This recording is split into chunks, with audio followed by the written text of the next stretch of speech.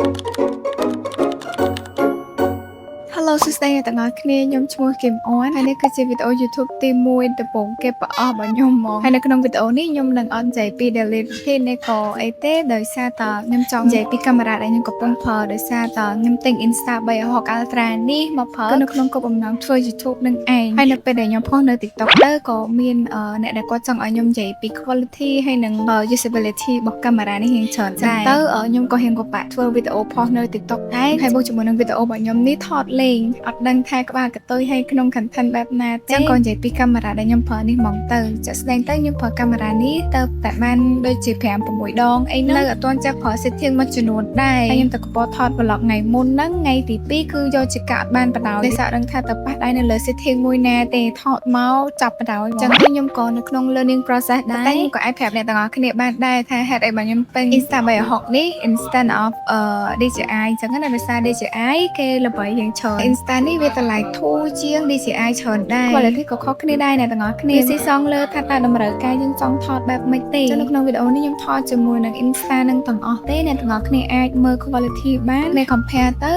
មើលវីដេអូ quality របស់ Insta នេះហើយ compare ទៅវីដេអូផ្សេងរបស់ DJI ដែលគេថតនឹងបានគាត់ថាពីខ្ញុំទៅខ្ញុំអត់ដែរប្រើ DJI ដែរខ្ញុំអត់ដឹងថា compare គ្នាបែបម៉េចដែរអញ្ចឹងណាតែជាជំរឿរបស់ខ្ញុំទិញ Insta នេះដោយសារតែខ្ញុំគិតថាវា flexible ជាងវាទូចដាក់នៅណាក៏បានដែរហើយឆក់ទៀតបើសិនជា DJI វាត្រូវកាន់វាត្រូវអីទៅដែរហើយខ្ញុំចូលចិត្ត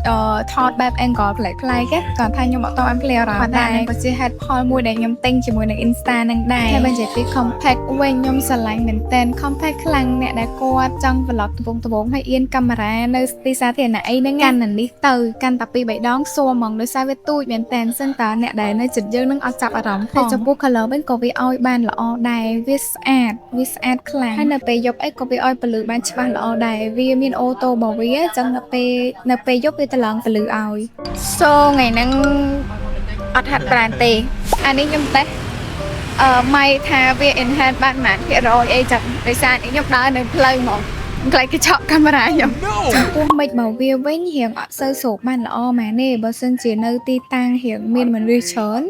ឬមួយក៏ឡូឡាច្រើនហ្នឹងគឺរៀងបាក់ស្ដាប់តិចតែយើងអាច connect មួយម៉ៃបានតាយើងអាច connect មួយ DJI ដូចខ្ញុំអីមាន DJI ប៉ុន្តែអត់ទាន់បានសាក connect នៅឡើយទេវីដេអូដំបូងនេះថតលេងអត់សតហ្មងអញ្ចឹង footage wall ខ្លាំងកុំឲ្យថានិយាយតែពីគុណសម្បត្តិរបស់កាមេរ៉ានេះវាក៏មានគុណវិបត្តិដែរថតខាងក្រៅដែលដាក់កាមេរ៉ាហ្នឹងវាឆាប់អស់ថ្មមែនតើហ្មងថតបានតែមួយផ្លែតទេកាលខ្ញុំទៅកពតអីខ្ញុំនៅពេលដែលខ្ញុំថតឲ្យភ្លាមឡើងឡានគឺត្រូវដាក់សាកថ្មហ្មងដោយសារវាចុះថ្មខ្លាំងដោយសារតែថ្មវាទូចវាអត់កាន់បានយូរដូច DJI ទេអូឆ្អែតឃើញណាហនញើសច្បាស់ហើយតាក់ទងមួយ quality វាមិនល្មមដែលអាចយើង record daily activity អីអញ្ចឹងមកក៏ទៅត្រៀបឡើងភ្នំអីស្រួលដោយសារវា compact គាត់ថា quality វាបើ compare ទៅ Sony វាដឹងតែអត់អីទៅ compare ទៅ DJI ក៏វាអត់សូវច្បាស់ដូច DJI ដែរណាមួយតម្រូវការរបស់ខ្ញុំគ្រាន់តែចង់ទិញថតបែបទុកជាអនុស្សាវរីយ៍នៅក្នុង YouTube អីអញ្ចឹងណាចូលទិញនំញ៉ាំពេលផឹកទៅតែមាននំបើអញ្ចឹងទេចាគេថាធ្វើការមិនកើតទេ My outfit today ថ្ងៃហ្នឹងច្រឡំពាក់ខោហៀកែងភ្លេចថាថ្ងៃហ្នឹងភ្លៀងឥឡូវសើបាត់ហើយដោយសារខ្ញុំចូលចិត្តអង្គុយមើលវីដេអូខ្លួនឯងសូម្បីតែនៅ TikTok ដែលខ្ញុំធ្វើហ្នឹងតែនេះខ្ញុំអង្គុយ scroll មើលរហូតដល់អស់វីដេអូក៏មានដែរអញ្ចឹង